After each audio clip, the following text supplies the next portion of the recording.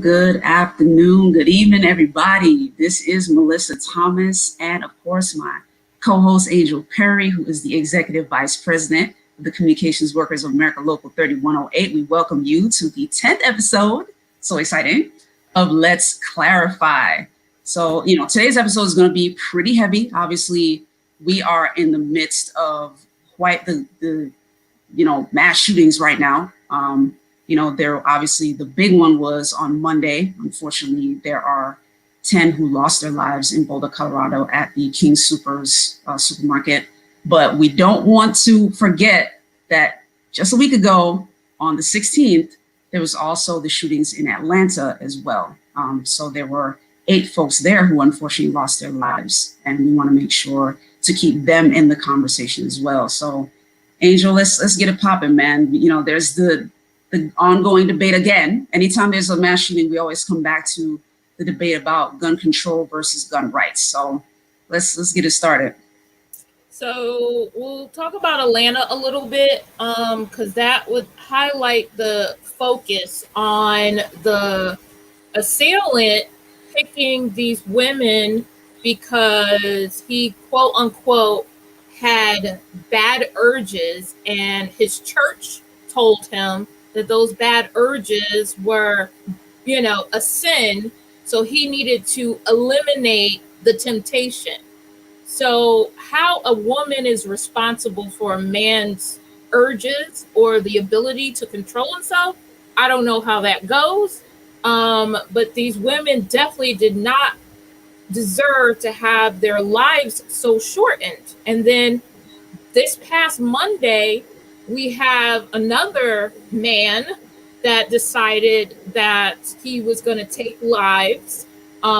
We lost Officer Eric Tolley, who was the first on the scene, a father, a husband, a solid community person, went in and did not think about himself.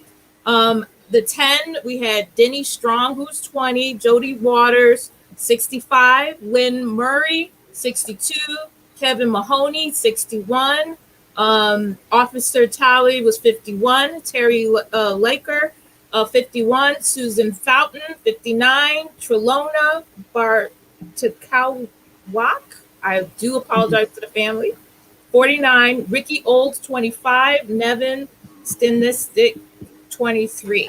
So these people were just at a grocery store, whether they worked there or were customers, and this man comes in with a rifle with multiple rounds of ammunition. And then the media spins into this, oh, well, he was such a good guy. And this is what they did with both of these men. He was such a good guy. He was quiet. And I don't understand what happened.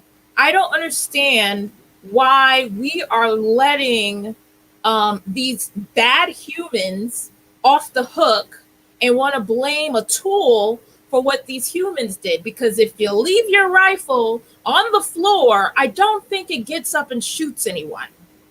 That's the reality of it. So then there's this talk of, how laws need to be changed. How about we use the laws that are already on the books?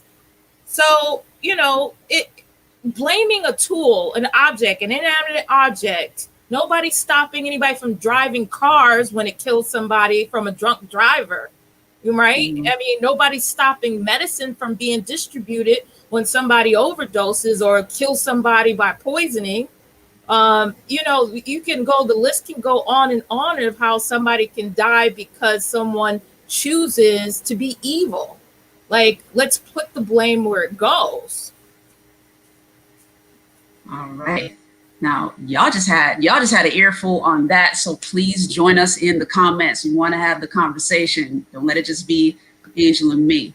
And I mean, me personally, Angel, to be honest with you, somebody might say, well, commit to one side. I'm kind of on both sides of the issue. I'm like, limit access for folks that might be unstable, but then at the same time, like, make sure it doesn't infringe on people's Second Amendment rights either. because there are certain regulations we have to follow with our car. When there is a drone driver, there are repercussions for it. You know what I mean? In terms of the pharmaceutical point, obviously, like we all know, the nation never, is struggling to address the opioid epidemic. And it's now being part of the public conversation, but there are repercussions for that too. You know what I mean? Right.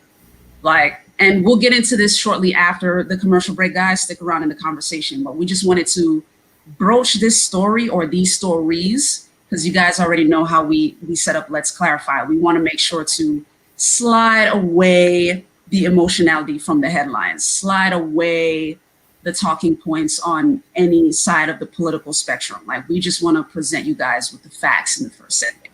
You guys know we like to bring you that. But yeah, I totally agree with you in terms of a gun being an inanimate object and somebody has to operate it in order to use it. Right. I think for some of us in the country, and this is big for me as a veteran myself, but like for some of us in the country, some of us are wondering maybe if the access is a little too easy. Like there are some instances where folks don't even need a permit to own one. Like there's certain states where that's not necessary, or you know what I mean? Right. And there's some states that have require a concealed carry permit. Some Right. states don't require it. Some states require the background check. Some states don't. So for someone like me, like I'm just saying, if there are going to be regulations, let's make sure it's uniform. Kind of similar to what we're dealing with, not to go off on a tangent here, but similar to what we're dealing with the, the COVID-19 vaccine response. When Biden came in, he started working, he and his administration started working on a plan that's federal, as opposed to what we saw during the Trump administration, where it was like, y'all states figure it out. You know what I mean? It's just something a little more uniform so that everybody has the same rubric. And then there's no point for debate with this. And I did want to speak to what you were talking about before in terms of the humanizing of the shooters now, or suspects, I should say, whichever word y'all want to use, shooters, suspects, whatever. I just wanted to point out, like, it is important to humanize the shooters because we don't want to depersonalize anybody, but it's important to make sure we don't lose sight of the victims. So thank you so much for sharing the victims that passed away in Boulder. It's important for us to never forget the victims of these things, but it's also important to pinpoint the why behind the shooting. And I'm with you, Angel, in terms of what we got in terms of Atlanta. I'm like, I'm like duck lips over here, like really? Why even? What are we doing? What the main media is interviewing people about how wonderful these men are. Are you kidding me? Are you kidding me? How about the mental health that they needed help with? How about they were loners and people ignore them? So the thing is, we always give action items, but if you're not paying attention, if you're not there for your family members, if you're not open to make sure that you're identifying when somebody needs help, that's the other side of the suicide issue, is that we have people that will go and kill. So that's the other thing. It's the same issue. So there's more than one answer to this. It's not one all be all. There's definitely more than one combination of things that us as a society, we need to care about each other.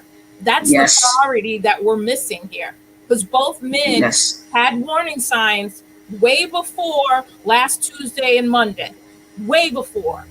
Some have in decades. So absolutely. Turning this into, oh, they were such great people. No. No. People that decide to murder people aren't great people. They're not. They're just not. If you can take a life, you got problems, and it needs to be addressed. You needed help, and no one was there. So now they want to, after the fact, oh, I don't know what happened, except the guy on Monday, his roommates saw him playing with the rifle and took it away from them initially because they were worried, but they didn't report it. Like nobody's reporting anything. Oh, I don't want to get in anybody's business, and whatever excuses that you want to have, and then here we are, 10 dead people later. And then that's the other thing, and fill me in on this part if I'm missing some information here, Angel. But in terms of, for me, part of the sort of gun safety conversation, because I don't necessarily like calling it gun control, but just gun safety. If there's somebody in your household, and we saw this with Sandy Hook, if there's somebody in your household that you know is unstable, everybody has a second, their Second Amendment rights. You have the right to bear arms. If you own Absolutely. a gun and you're in your house and you know the people living in your house, even if you don't necessarily talk to them. Yeah, even if you don't necessarily talk to the person very often, you have a vibe of how they behave. You have an idea of how they behave and move and act in life. If you have a question mark over your head, but own a gun in that house, in my opinion, in terms of gun regulations, in my opinion, there needs to be some kind of regulation as to how guns are kept. Because there are situations where an unstable person gets a hold of it. Yeah, an unstable person gets a hold of a gun. I agree with that. That should be a national standard of how it's kept. I don't necessarily agree with some people are talking about the 10-day rule, because there are a lot of women, including myself, that we run our own households. Why am I waiting? I didn't never commit a crime. I'm not thinking about it. I'm actually a healthy person. I do my visits. I have my inner circle that keep me, stable. So not everybody has that, but everybody has someone that they connect with. Punishing the millions of gun owners that follow the law for the less than 0.5% that may or may not do something evil, that's not how you address it. If we need to be about, life, liberty, and a pursuit of happiness, then it needs to be all encompassing of mental health, people being responsible, and making sense on what should be the law. Absolutely. So how it's kept is definitely, yes, I agree with that. I agree with that 100%. Absolutely. And then real quick, we're going to go to a commercial break, guys, but I would be remiss if we didn't mention this, us being local here in Orlando. We did just have the memorial for Officer Kevin Valencia today. So our thoughts and prayers and respects to the Valencia family. Of course, he was wounded in 2018. He's been hospitalized up to this point and unfortunately passed away. So we want to make sure we at Let's Clarify and all of us, on behalf of all of us at Florida National News, we want to pay our respects to the Valencia family. And speaking of law enforcement, on the other side of this break, we're going to talk policy. And we do have a law enforcement veteran that's going to join us in the conversation. Former Florida Highway Patrol Chief Joe Lopez is going to join us for the conversation. So you guys stay tuned. This is a deep one. This is a heavy one. If you got to breathe, make sure you inhale and then join us for the conversation. Leave your comments below. Whatever your thoughts are on the argument, do you feel that there should be more regulation? Do you think we need to loosen regs? Do you think everybody should be carrying something because folks crazy? Either way, our society's polite society. Right. Let us know in the comments below. We'll be right back. We wanted to move back home to be closer to his family. We decided to go with pods because things were stressful enough. We weren't sure how long we were going to need storage for, so we needed something that was flexible, and then they can deliver the container to wherever we move to. We haven't found the perfect house yet, but we're still looking.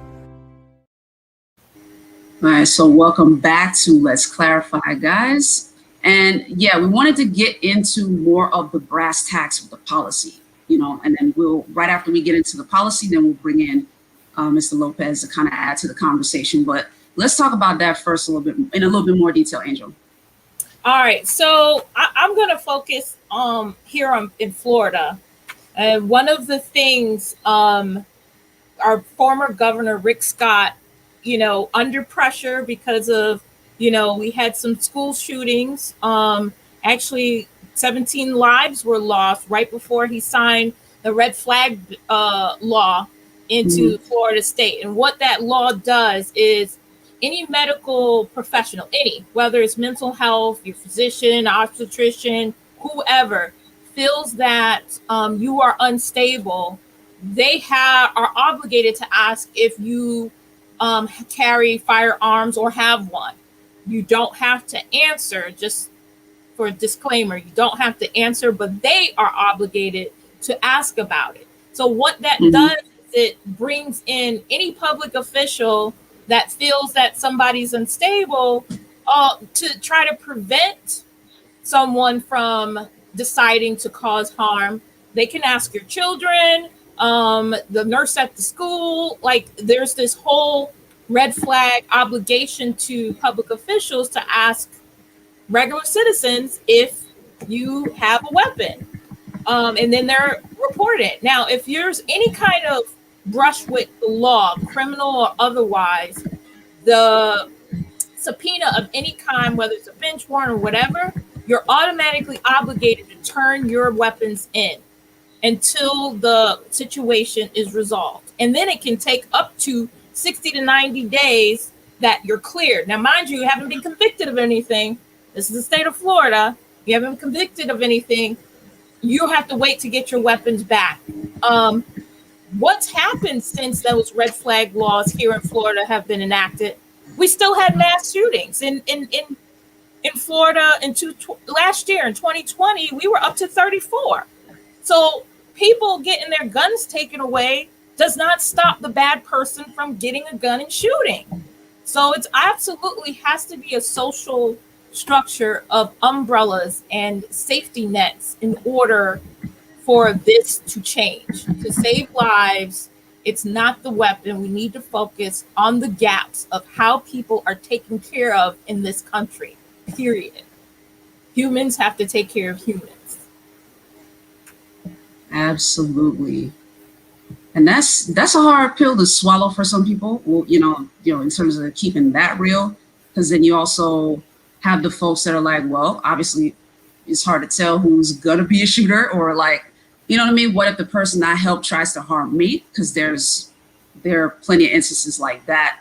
And I mean, guys, leave that in the comments below too, if that's a concern of yours. Maybe that's the reason why you keep to yourself. Maybe you're like, you know what? I've tried that and I've been burned before. Yeah. I've had friends who, shared stories like that where, they'll try to help somebody and they weren't mentally stable, to your point. And then, they turn around and try to harm them. So, and with the state of Florida, guys, in case you don't know, Florida is at literally the bottom of the country in terms of mental health services. We are number 50. So that's another huge gap, if you will, for us to consider. But in the meantime, as we have this conversation, as we continue, we are going to bring in Mr. Joe Lopez, who is, of course, retired chief with the Florida Highway Patrol. How you doing, sir? Oh, my bad. There you go. Let's try that again. Go ahead. Hi, Melissa. How are you? How you been? Been good. Thanks so much for taking the time to join us on the show. Let us know your thoughts on, the two shootings, especially from that law enforcement standpoint. Like, how have these impacted you personally? Well, when I look at this, and this has become I hate to say this word, it's almost a norm. Everybody's like waiting for the next active shooter incident to happen. As a retired, law enforcement officer, SWAT operative, all those thoughts go through my mind. If I had to respond to something like this, and then of course the human emotional element weighs in heavy on me, because I saw, I don't know if you noticed, but they showed the video, and they blurred out the victims that were laying on the floor. Okay, so the human side of me, I go, oh my God, these young people, not to know they were young until later on. They didn't have a chance. They got gunned down in the parking lot, and the minute the guy walks in the store, they gunned down the first person. So it's horrific. And you're right. I was listening to both of you, and I wish the politicians would listen to you. You're the common people in this country that's voicing, and you have common sense. What you're talking is common sense stuff. Unfortunately, they're not listening to common sense because everybody goes to the corners, right? You get both extremes on both sides, and we all know. Okay, I mean, it's like a marriage, and I, believe it or not, unofficially, I gave some marriage counseling to some friends of mine years ago, and I said, hey, you guys are not going to make it. And this is why is that? He goes, because you're all the way over there, and you're all the way over there, and you have this thought about how men should be treated, and you have this thought how women should be treated, and you guys aren't coming to the center. Okay, so there's no common ground. Okay, you're going to have to give up something, and you're going to have to give up something. And they didn't last. They only lasted 9 years. Both educated, but they both came. But that's another show. But anyways, what I'm saying is, because when I listened to Melissa, what you said is that, you're thinking of both sides. And you know what? There's nothing wrong for you to think that way. Okay? Because that's what people are doing. We're thinking of both sides. Me as a police officer, I'm horrified if I'm stopping somebody or confronting somebody or I'm going to interview somebody, or what I'm going to do is this, okay, is this guy going to have a gun? Okay. But on the other side is I believe in this Second Amendment too, and I believe there are many women, and Angel knows a little bit about this, but, I'm an advocate, to protect the women from domestic violence. Okay. And not so, and so much what happens, but afterwards being stalked, or they have no way to defend themselves. And we hear success stories how women will be able to defend themselves because the police is not going to be there anytime soon. So everybody needs to know is we're talking about good people, law-abiding citizens, okay, be able to protect themselves. Now, the other flip side, yes, these bad guys, and you know what? Angel hit it on the head. The bad guy's going to find the gun no matter what, okay? Yeah. Let's talk about gangs real quick. Gangs, you think they're going to the gun show to buy guns? No. You think they're going to the local gun store to buy guns? No, they'll go to the local gun store, but they're smashing their truck inside the front, and they're taking all these guns. And we saw that, I think it was in 2019. We saw, and I was following it, we saw 3 gun stores broken into, okay, and they stole all these guns. I knew it from my experience in Miami because the same thing happened. I knew what was happening next. I says, somebody's getting ready to get armed up for a gang war, okay, and look what happened, all right, and they did that. Yes, you know what? It's between them, and some people say, well, you know what? Let them hash it out, let them kill themselves. But that's not, at the end of the day, it's the bystanders. It's the 2-year-olds and the 5-year-olds who are totally not involved are the ones who are becoming the victims. And so the main thing is, I think we have to have common sense. You mentioned something about gun control, and you say you don't call it gun control. Somebody came up to me 2 years ago and he says, well, what's your thoughts about gun control? I says, well, what do you mean by gun control? What does that mean to you? Does that mean to what O'Rourke, who was running for president, and his form of gun control is to go and pick up everybody's gun in the United States? There are 300 million plus people in this country. I'm not saying that all 300 million have guns, okay? Because that 300 million, you're talking about toddlers and kids and stuff like that.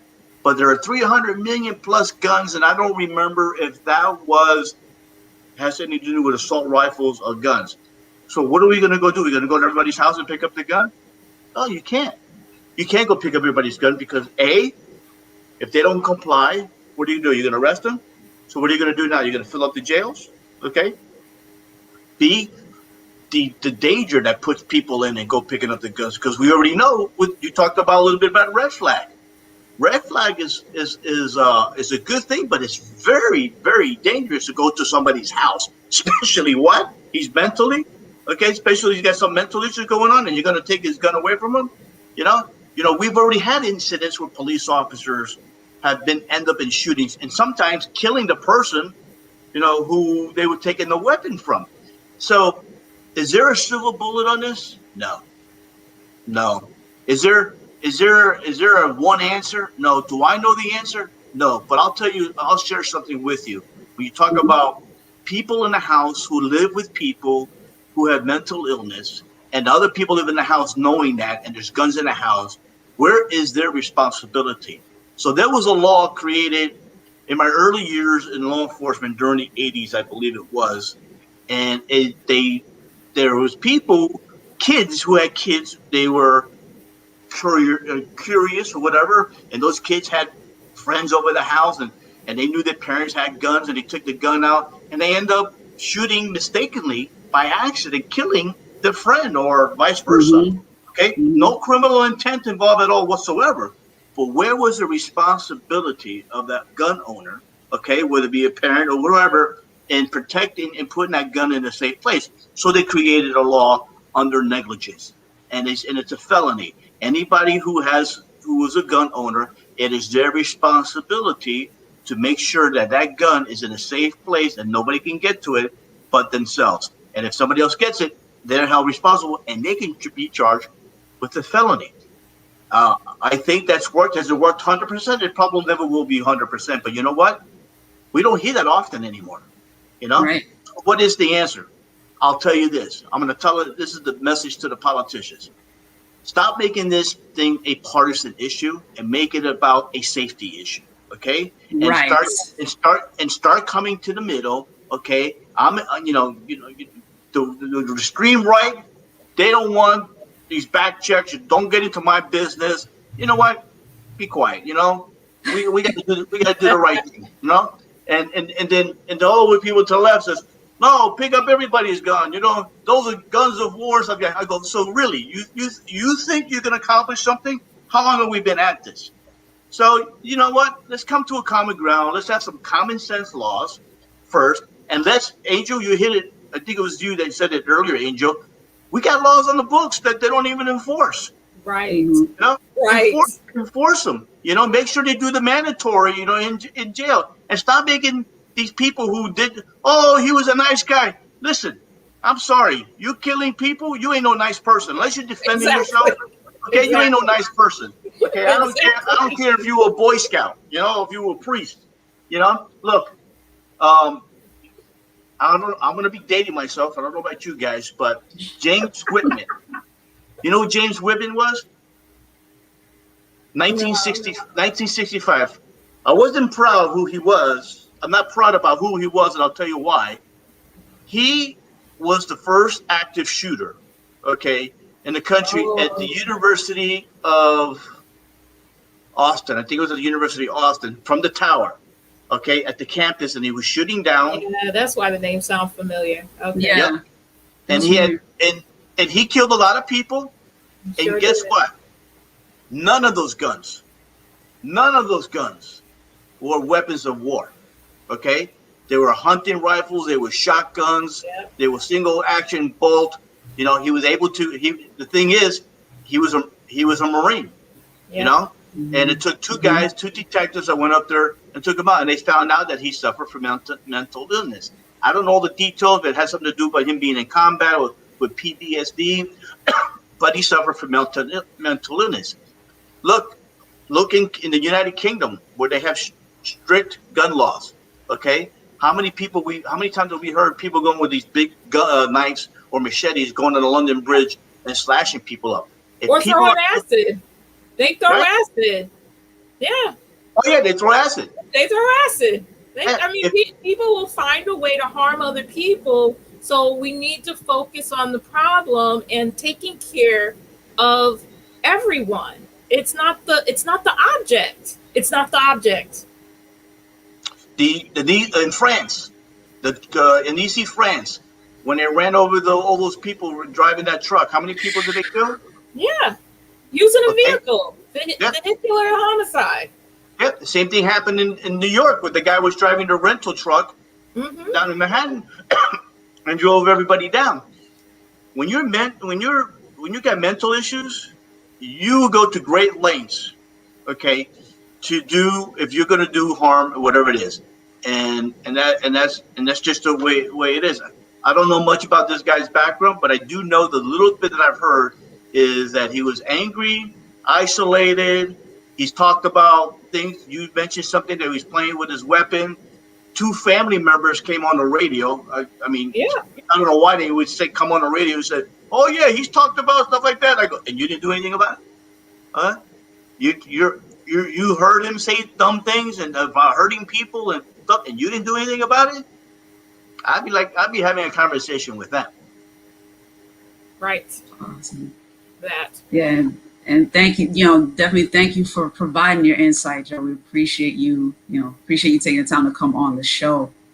And guys, we encourage you, continue the conversation. You know what I mean? Dive into the comments, whether you're watching on Facebook or on YouTube, whether you're watching live or watching the replay. Dive in the comments if you agree with what Joe shared, agree with what Angel and I are talking about. If you have a completely alternative to anything that we've said, let us hear it. We would love to hear it, because this is a conversation where we're looking for answers. We're looking for solutions. All right, guys. And on the other side of this break, we're going to propose, Angel and I are going to propose the solutions that we have for this, at least recommendations that we have, because you guys know here at Let's Clarify, we want to make sure to leave you guys with actionable steps, right? Things that you can actually do after we done vented about the issue. We clarify the headline, then we vent, and then we give you the actionable step that you can walk away with. But yeah, Joe, thank you so much for being on the show. We appreciate you, and we'd love to have you back on as well. Awesome. Thank you, Melissa. And nice to see you again, Angel. Absolutely. So guys, stay tuned. We're going to take a quick commercial break, and we'll be right back to wrap it up. At Duke Energy, we deliver electricity and so much more, like free home energy assessments, rebates for energy-saving improvements, payment options to help you better manage your budget, and even bill credits for helping the community use less energy. So no matter what you're doing, we can help you make better energy choices every day. It's just another way we bring power to your life. How much can you save? All right, guys, welcome back to Let's Clarify. As we wrap up, we like to give you guys the action items. So, based on, what Joe provided, based on what you shared, what I've shared, it looks like the nucleus of this is the mental health part of it. You know what I mean? Right. That looks like the thing that the majority of us need to pretty much focus on, not only in terms of disclosing our own, being self-responsible and self-aware, like figuring out if you're stable. And, again, like what we talked about last week, even if you're in a situation where you don't have access to healthcare, start with the ER. start there. You know what I mean? With the mental health, and this is what a lot of people aren't aware, there is pay-as-you-go apps where you have access to mental health professionals, therapists, psychiatrists, psychologists. Those in the field are now available in your app store. If you just type in mental health, the apps will tell you which ones are pay-as-you-go. I believe Dr. Phil has one that he invented with him and his sons about 5 or 6 years ago, which was the first one. And now there's more than one now available. So there's no more, having to wait for insurance. And all of us are responsible for those in our inner circle. That's the thing. Just because, you feel fine, your spouse, your best friend, your child, all those inner circle, and I say inner circle for a reason, because we can't be responsible for everyone we know. Like, I know thousands of people. There's no way I can take care of thousands of people. But those in my inner circle are absolutely my priority to check in with. And any one of them will tell you, I will ask, are you happy? Do you need anything? I'm available. This is my schedule. That's what I do. I don't want anyone not to have the help that they need, or even if it's just venting. Sometimes a person just needs to be able to vent, and those that are isolated don't have a chance to do that. So then it becomes an accumulative pain and turns into a scab and turns into anger. And then eventually you burst. And sometimes burst is suicide, which we don't want that. Sometimes a burst is a mass shooting. So that's exactly what the results of us not being responsible for our inner circle. Absolutely. And to kind of add to that point, the other thing too, be self-aware and check on your peoples, like the people that you're connected to. One thing that's also not talked about, and real quick before I forget, to your point about apps, one that comes to mind is BetterHelp, which is one that's therapy. Like that's a therapy app. You get connected to a therapist, and they even offer payment assistance. So if you or somebody you know is struggling with mental health issues, that's an app you can try as well. But yeah, one of the other things that's not really discussed, at least not on the broader, national stage, it's more so discussed in the personal development area, but movement, like that is a thing, guys. Like if you are somebody you know is dealing with stress, you don't have that outlet, maybe you're somebody who, maybe the people around you can't necessarily trust to share your personal information, maybe your personal feelings, either they'll ridicule you or they don't understand you or whatever. Movement is a thing, because part of the reason why stress is so detrimental to the body is that there's nowhere for it to go. So something as simple as walking, something as simple as like buying one of those, like buying a big thing of like clay so you can squeeze it, or like, you know what I mean? Yes. Some way to exert the energy. And then the other thing, movement is one. The other thing as well is to be mindful of what you or that person is ingesting. Because let's be real, like some of the mass shooters that we've heard of in recent years, whether we're talking about Aurora, that was Colorado too, in case y'all forgot. Right. We're talking about the shooter in Aurora. We're talking about Boulder. The gentleman in Boulder, his brother was saying that he was struggling with thoughts that people were out to get him. That's something that could probably be diagnosed, and it could have probably been fed by any other media that he was a part of, or taking part in, whether that's video games or stuff that he was watching, whatever. Like, I'm not trying to trivialize whatever he was dealing with, but we have heard of folks who were shooters that were either doing the first person shooter games because that was their outlet, or some were radicalized because of the stuff that they were listening to over and over again to reprogram their own minds. Like, you have to be aware of what you're taking in, or the person that you have a question mark about is taking in, because that could also lead to that lashing out. You know what I mean? So movement, self-awareness, and being aware of your surroundings too, like whether what you're taking in, what the person's been taking in. You want to make sure to leave you guys with that. If there's anything you want to add, Angel, you can wrap that up. Just what Melissa said, I'm piggybacking, be responsible for your inner circle, be responsible for yourself. If you need help, ask for it. Ask for it. And if the first person you ask, find another. Be your own advocate as well. Well said, well said. And on that note, guys, as we wrap up, if you haven't yet, be sure to like, share, subscribe, follow, all that fun stuff. You'll find our socials on the bottom screen there, because even if we're the first people you talk to, that's okay too. You know what I mean? Like, leave that comment below, let us know. And of course, we're on Instagram. You can find us at Florida National News. If you want to talk to Angel specifically, you can find her there at A for Amazing. So that way she can hit you up. You can get all the information that you need. And by the way, she's not lying about the check-in, okay? Like, you can go to her Facebook, you can go to her Instagram. You will always see a beautiful picture of her face, and she's like, weekly check-in, how are you? You know what I mean? So yeah, it is real, guys. It is very important to be able to check in with your folks, okay? And then lastly, last bit of housekeeping before we wrap up. You guys see that we run ads on the show. So if you are interested in advertising or sponsoring one of our episodes or our segments, shoot us an email at ads@floridanationalnews.com to find out more. But in the meantime, you guys continue to stay safe and, protect yourselves. COVID-19 is still out here, even in the midst of all the shooting and all of that. Like, you still have to worry about the pandemic right now. So as Angel always says, like, mask up, you know what I mean? Make sure to mask up, get your vaccine if you're within that age bracket, whatever that may be, in whatever state you're in. Consult your doctor. Consult your doctor. We talked about that. Consult your physician. Make sure you're suitable for the vaccine.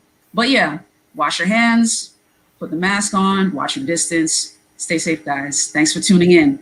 We'll see you next week.